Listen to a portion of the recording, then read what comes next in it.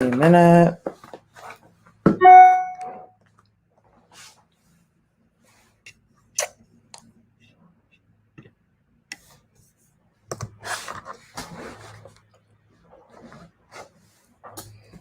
Okay, can everybody see me? Can everybody hear me?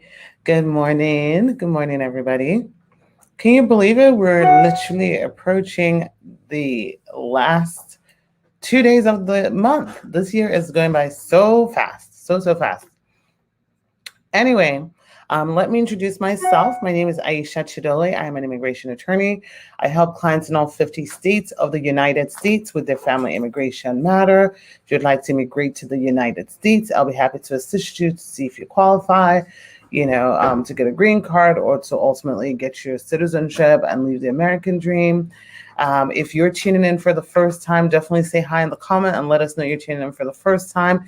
If you've not followed, if you don't follow me on either YouTube or Facebook or Instagram, definitely hit the like button, smash the like button, subscribe to my channel so you're notified every time, and subscribe on Facebook.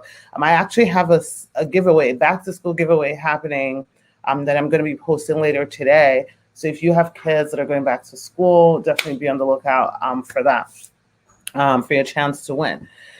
So today I want to talk about, conditional green cards. And conditional green cards is something that confuses a lot of people. So today I just really want to try and break it down to you guys. So let's start with, what is a conditional green card? What's the difference between a conditional green card and a regular green card? So normally, a regular green card is basically your legal permanent resident status, which you get for 10 years. And so once you're a green card holder, you have your green card, unless you commit certain offenses, right? And then after your green card expires, after 10 years, you can renew it. Or if you're eligible for citizenship, either the 3-year mark or the 5-year mark, you can apply for citizenship. But a conditional green card, and if you guys see me going up and down, I just have 2 screens up, so I'm trying to, pay attention to both people. As always, wow, Tiffany, thank you for tuning in from Bahamas. Thank you. Good morning, Mr. Tusk. Good morning. Good morning, guys. Definitely your questions in the comment box. I will definitely answer as many of them as I can when I finish talking about this topic. So as I was saying, with a conditional green card, what essentially you get is a 2-year green card. So what determines whether you're going to get a permanent green card or a 10-year green card? What determines this is, at the time you are approved for a green card, what or how long you have been married. So if you've been married for under 2 years, when you're approved for a green card, you will get a conditional green card. If you've been married for more than 2 years, when you're approved for your green card, you will get a permanent green card. Okay, so I just want to talk now about removing conditions when your spouse is not available, meaning you and your spouse have issues, you and your spouse have divorced, your spouse has passed away, or different things like that. So normally, to remove the conditions of your green card, you have to come with your original spouse that filed that green card for you, and you got to remove the conditions. This process is much more, in my opinion, more stringent, more difficult than getting your basic green card. Let me repeat that. Removing the conditions of your green card is tougher than getting your basic green card. Why? Because when you're getting a basic green card, they make certain, they're more lenient with documentation that you don't have, because they figure, okay, you're not a green card holder, you don't have Social Security, you don't have work permit yet, or your stuff is pending. So you might not have stuff, your marriage is young, so you might not have acquired things, you might not have acquired bills, you might not have acquired material possession, to show that you and your spouse have a legitimate marriage. But by the time they're making a decision on your conditional green card, you should have been married for 4 years at least. And they expect, or 3 to 4 years, they expect that in that time, 1, you've been married for a longer period of time. 2, Now you have your social security number. Now you have a green card to work. Now you have a green card to travel and do whatever. So you should have more stuff to prove that your marriage is real. So that is why it's more stringent. And that's why, I keep telling you guys, listen, you better have more bona fides, to show that your marriage is legitimate when you have a conditional green card and you're trying to remove the conditions. So the way you remove the conditions, like I mentioned, is with your spouse. But you know what? Life happens. Sometimes you and your spouse divorce. Sometimes you have a spouse that's extremely cruel to you, extremely toxic, extremely abusive to you, or God forbid, your spouse passes away. So USCIS allows exceptions in those situations or in those scenarios. However, you have to provide proof of why you need that waiver from your spouse. So the first one being if your spouse passes away. If your spouse passes away, you're going to, of course, need a proof of death decree that your spouse has passed away. So I said death decree, death certificate that your spouse has passed away, but you're still going to need to prove that while your spouse was alive, that you had a bona fide marriage. So think about all the things that I talk about all the time about proof of things that you need to show legitimacy of your marriage.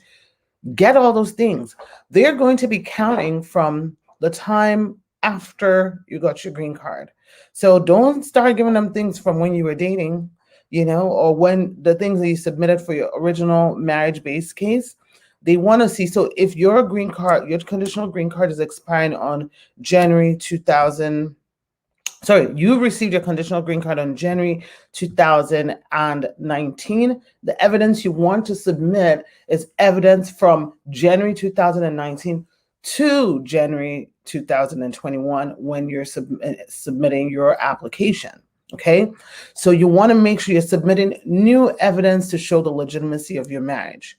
Now, outside of your spouse passing away, there are two other exceptions. Well, there's a third exception, which is hardship, but I never really talk about that just because it is incredibly, let me emphasize that, difficult to be approved on hardship, saying that you're going to have so much hardship, because it's not regular hardship in your country that, I don't have money or I don't have a job. You have to show extraordinary hardship.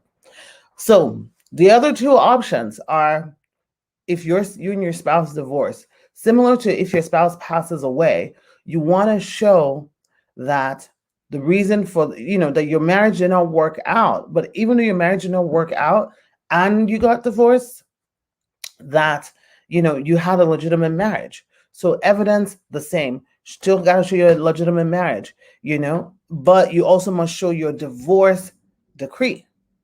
If you file in there, say, because, me and my wife are filing for divorce, they're not going to make a decision on your case if you've not officially divorced. So you must officially divorce. And if you submit it before the divorce, but your divorce is a motion or whatever it is, usually by the time it gets to your case, they will send you a request for additional evidence for the divorce decree and give you about 8 to 7 days to finalize it so you can send it to them. Now, the third option is extreme cruelty or abuse from your spouse.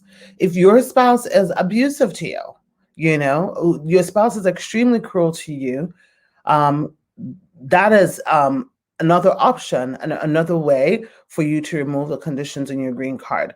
You still, again, have to show the bona fide nature of your marriage. If they approve you based on extreme cruelty, usually what happens is that you will become eligible for citizenship, after 3 years. So counting from the date that you first initially received your conditional green card. Now, when you do a normal Vowel case, and in a normal Vowel case, and when I say normal, I mean a case where the person being abused doesn't have a green card or anything like that. There's more of a leniency or an acceptance of what they don't have because they don't have papers. They don't have a social security. They don't have a work permit, right? And there's fear. There's a lot of fear going to the cops, if to report your spouse. When you're a conditional green card holder, you're expecting more documentation. Now, is it possible to to get approved without the without a police report or psych evaluation. If you have other solid evidence, yes, but it's much more difficult. The standards are much more high. So I always recommend, if you're saying that you're dealing with extreme cruelty, that your spouse has affected you psychologically and mentally, you better be getting a psych evaluation. You better be getting a psych evaluation. You better go see a therapist, okay? If you are affected mentally, you better go do that. If your spouse is physically violent to you or throwing your things out or whatever, call the cops, because you know what? You can't get deported, right? Because you have a green card. So the excuse of fear doesn't necessarily apply here. So you want to try and get that to push your case forward as best as you can. So again, if you're requesting an exception, we must have detailed explanation, declaration, affidavit, what happened, why you're requesting that. So similar to a Vowel case, your statement is a really good opportunity to explain to the officer what is going on, or whatnot. Now, with conditional green cards, sometimes a good explanation will waive your interview, right? If you have good evidence, good explanation, good bona fides, they can approve you without your interview, which is great for most people. Otherwise, if your stuff is scanty or whatever it is, and they need to hear from you, they will schedule you for an interview, they will schedule you for an interview, and those interviews are tough. I'm not going to sugarcoat it or lie to you guys. Conditional green card interviews are tough. So you want to be prepared, to be able to, explain to the officer what happened in your marriage, articulating yourself, thinking about what you're going to talk about before you attend the interview, and not just get to the interview and say, well, things didn't work out. Okay. So that is how you remove your conditions without your spouse. All right, I'm gonna take some questions. I see questions. Let's go. Let me take some on Instagram.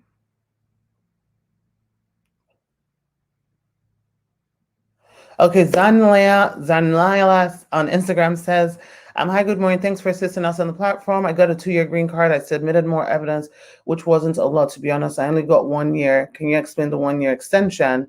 Not sure I understand your question. So if you submitted your 2-year green card, typically what you get is an 18-month extension, not a 1-year extension.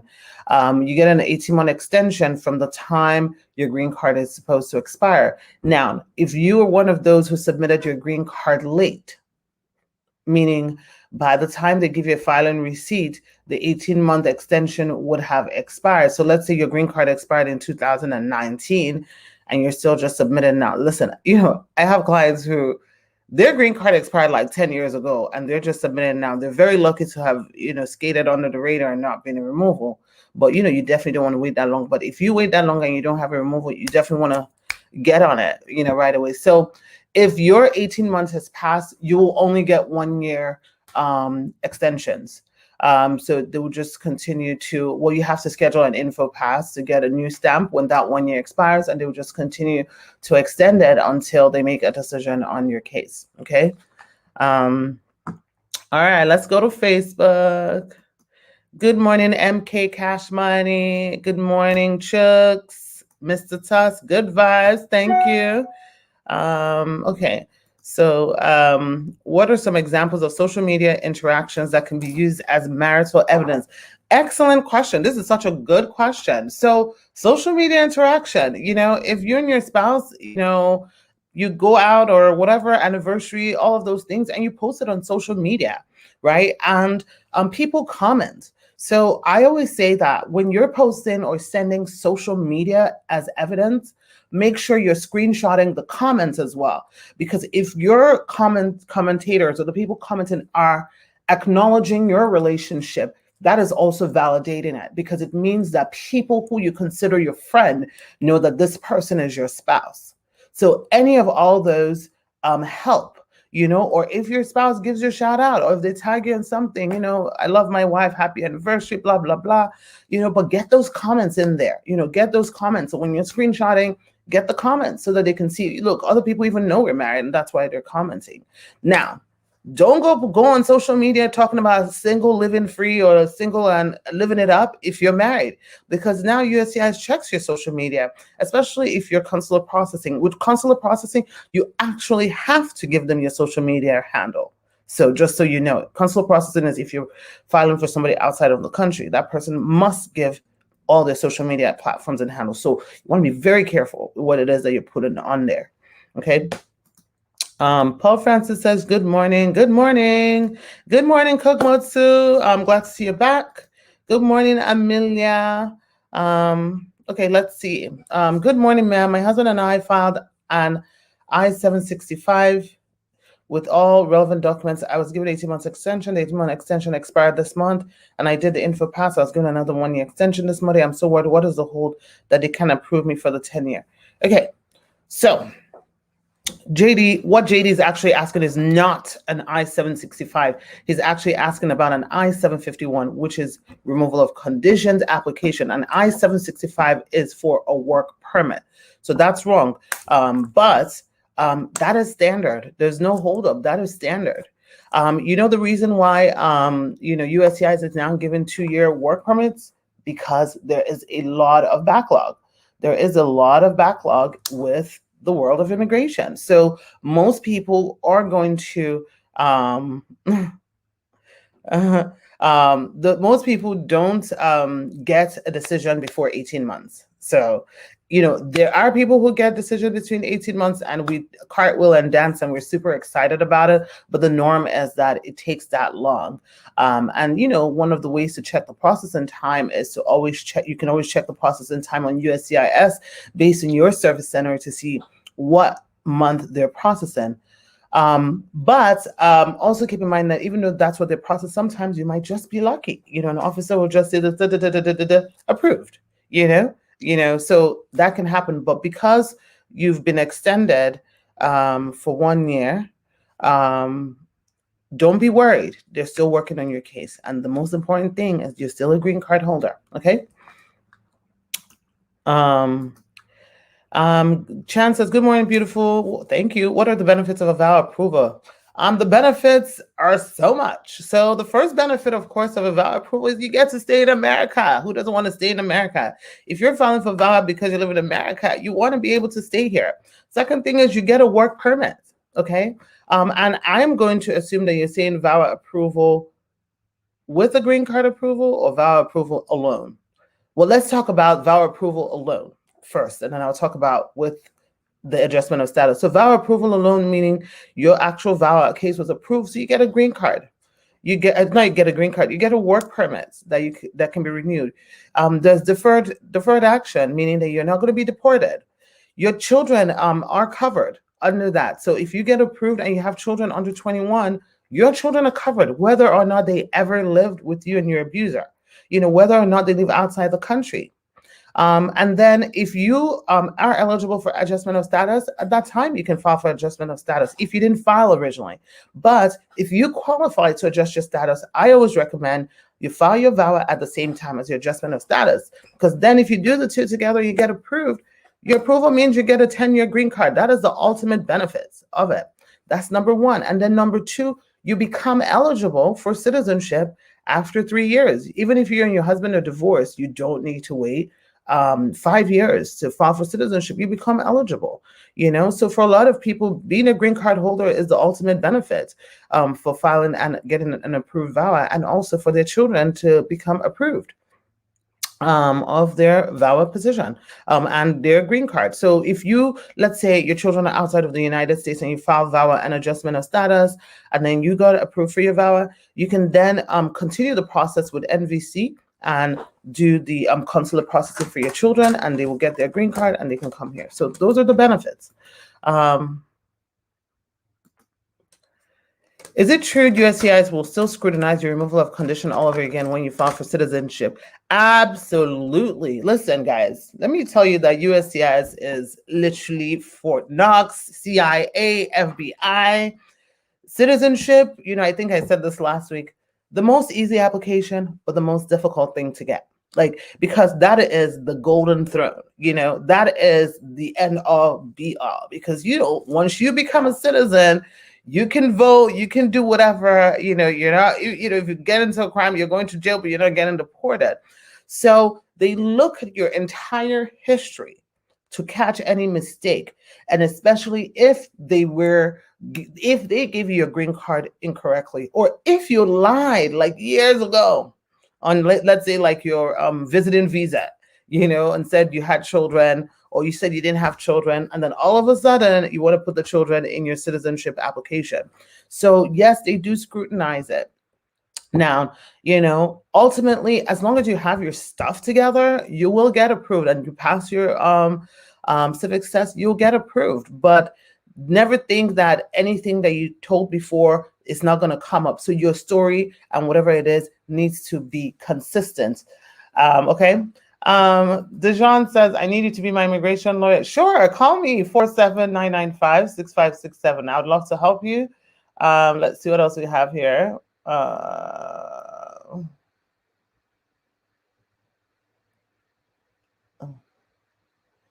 Somebody says, tomorrow is my appointment with you at 11. Awesome. Can't wait to chat with you. Let me see, what else am I missing? Do you think a Daca deal will be made with this new administration? Actually, Gonzo, I do think so.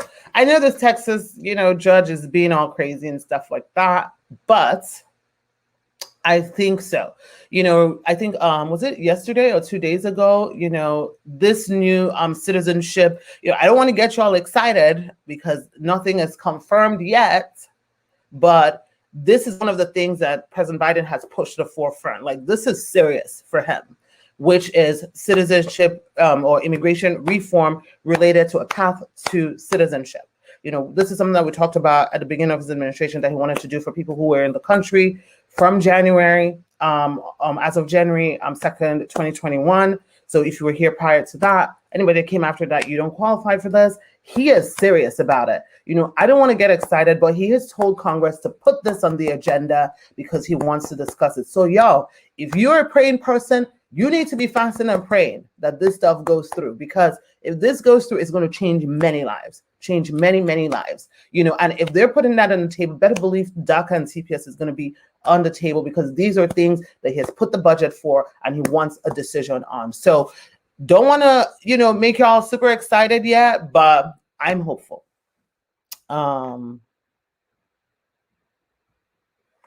Dorothy says, good morning, Aisha. When you give all your documents to your lawyer, how do we know it's been submitted? Do we get something to say it's been submitted? How long do we wait to get an answer? Dorothy, you need to talk to your lawyer then. I mean, this shouldn't even be a question you should be asking on live. You should know it's been submitted because your attorney should have told you it's been submitted, and you should get a filing receipt, which your attorney should give you. So, in our office, our clients know when their documents has been submitted because we notify them. We give them a copy of their filing receipts, both on their client portal, and we mail them another copy. So, and give tracking information when requested. So please contact your lawyer if you don't know if your case has been submitted, just to find out. Okay. Let's see. Okay. So Abe, is it Abe says, if someone is fighting on VAWA on green card marriage, how possible? Oh, do you mean if someone is filing a VAWA green card based on marriage, how possible is it 50-50 chance or a guarantee? Oh, that is a question I can't answer. I can't answer the question because I don't know what you filed. So, the only way to know what your chances are is for your case to be evaluated and the evidence reviewed of what was submitted, to say, okay, you stand a chance, or you stand no chance at all. But it's not something I can guess. I can't just say, 50-50, Hi, Macedona from Washington State. JD Mangum says, yes, I'm sorry, it is an I-751. Can I travel outside the country with that 1-year extension? So the answer is yes, but it depends, because you personally, I don't know your personal situation. So what I mean by that is that if you let's say you filed your green card, removal of conditions on your green card late, the first thing I would want to do before I give a client of mine a legal advice to travel or not is pull their information in EOIR to confirm whether or not there's any kind of notice to appear in front of an immigration judge. If there's any kind of notice to appear in front of an immigration judge, my answer is always no, heck no, do not go outside the country. If there is none, you can definitely leave the country and come back because, again, your 1-year extension, you're still very much a green card holder. So you will have to know what your situation is and whether or not there's any NTA out for you before you make that decision. I can't give you that legal advice. If, or whatever, you can schedule a consult with me and I can help you pull it up and check. Hannah says, good morning, sunshine. I'll continue to pray and I know that God is in control. Amen. Yes, God is in control. Listen, anything's impossible. I'm a woman of faith. I believe that God can make the impossible possible. If this rule passes, listen, guys, it's going to be amazing. Let's see. What else do we have here? Oh, so somebody's asking, what are some next steps after K1 notice of action? I did research, but I don't want to miss anything. How much longer in the process? Well, it depends. It depends on what exactly you have. You just kind of have to wait. And it depends on your consulate. So a lot of times the consulates determine when your fiance will be scheduled, if you've done everything else that you need to do. And that is not in our control. I cannot estimate for you because I don't know what your country or the country is. Obviously there's a lot of delay. Some countries, are backlogged from the initial ban from last year, plus the travel ban. So, it's really there. But, as long as you've given all your contact information, you should be alerted once anything changes, okay? Akin Remy says, hi, please, I have one question, please. If this reconciliation bill passes, can we vow pending be of benefits? The answer is that it depends on what's in the bill, but likely yes, if you don't have any status. And the reason why I say it depends is I can't tell you what I haven't, what hasn't passed. Do you understand? So there is a, so we won't know until we know what bill is approved. And then when we know what bill is approved, I will be able to read it and then translate it to you to tell you who it covers and who it doesn't cover. But just keep in mind that those who don't have status, if the bill passes, the idea is to create a path for you to status. And as of right now, what they've introduced in that path is 5 years, sorry, did I say 5 years? 3 years in a temporary path, which is almost like a temporary protected status path. You get your green card as long as you continue to pay your taxes and no criminal records. 5 years later, you'll be eligible for citizenship. So that's the path. So, we'll see what happens. Okay. So Dorcas asks, I have a 2-year-old nephew in Angola, which I want to adopt because my aunt passed on last month with cancer. Currently, the child is a nanny. What can I do to claim child? Well, I'm very, very sorry that you're on pass, but you're going to have to look at the adoption laws, of Angola, to do that, is a part of the Hague Convention. You got to follow the laws of the state of adoption. So I won't be able to advise you what the adoption laws. Once you adopt your child, in Angola, there's usually like a 2-year residency requirement, meaning that 2 years spent with the child, meaning that you have to go back and stay with the child for a total of 2 years. And 2 years doesn't all have to be all at the same time. It can be like, you go, you stay for 5 months, you come back, you go, you stay for 5 months. You can do that, or you could process an adoption through the United States, which is different, which requires, site visit, home visits, and all of those things. It's too long a process to discuss here, but the first thing you have to do is find out what Angola's laws are on adoption. Alex says, my I-765 is 3 months from expiration when it got lost. I filed for renewal and got the receipt notice of action. I have job offers now and they demand to see me if I can get employed. Are you asking if you can make your stuff go expedite your renewal? The answer is unfortunately no. you're at the mercy of USCIS for your work permit renewal. And it also depends on the kind of work permit that you have, because a lot of times your work permit, your receipt notice usually will state that this will act as a temporary confirmation of your work permit and can be used up to 120 days, 180 days. So you want to check your receipt and see that, okay? So Sandra says, good morning. I have a 2-year green card. I have to remove the conditional offer off the green card before I can file for my daughter. She's 20. Actually, Sandra, no. You can actually, if you're a conditional green card holder, you can file for your child just as a green card holder. And Sandra, with you, because your daughter is almost 21, which will change her requirements, you want to file stat. What I mean by stat is today.